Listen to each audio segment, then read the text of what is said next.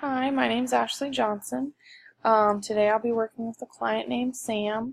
She is a single white female. She's 30 years of age. Sam was born to an upper middle class family.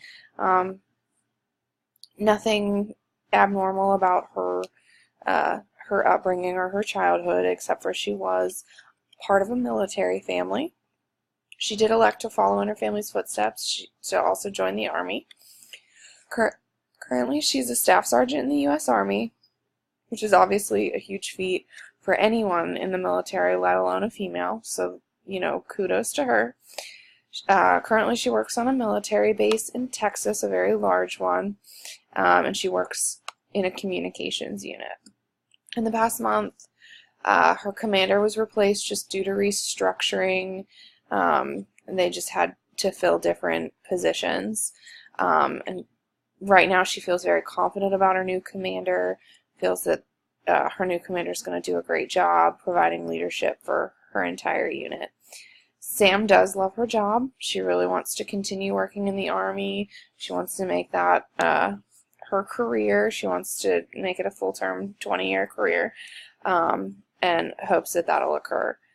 Unfortunately, in the interview you'll see, well, Sam has done really well, which is great. She's done really well for herself in the Army, but she loves all the opportunities it's afforded her. But unfortunately, in the past few months, it's been very rough for her. She is having a hard time performing to the degree that she needs to feel comfortable with. She is extremely type A personality, feels that, everything is very calculated. And she just doesn't feel that she's doing what she's supposed to.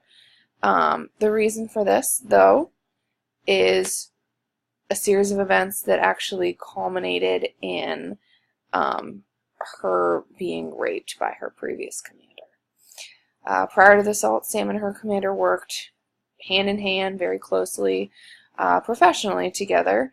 There was no issues. But about a few months ago, she really started receiving text messages and getting gestures and things that were absolutely inappropriate for the workplace or for anyone in general.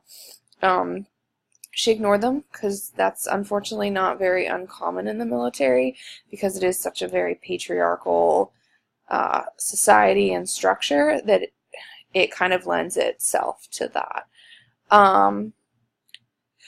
So as the verbal, she just kind of ignored it. It wasn't, really the end of the world. But the verbal profanities kind of continued. She felt very uncomfortable at this point. She really didn't want to risk her career. Also her name, because her entire family is military. And unfortunately, the military is a lot smaller than you'd think it is.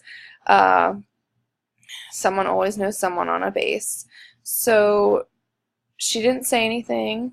And about a month or so ago, her commander finally called her to his office on like a Friday evening, saying that he needed some help getting some things done for the following week for work.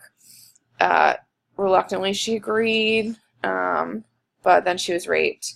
She didn't say anything. She didn't want to risk her career. He's the one that kind of holds her career. So, she was then raped the following Friday also from him. And because of the situation, she really doesn't want to report the incident because, she's feeling that it'll lose her job.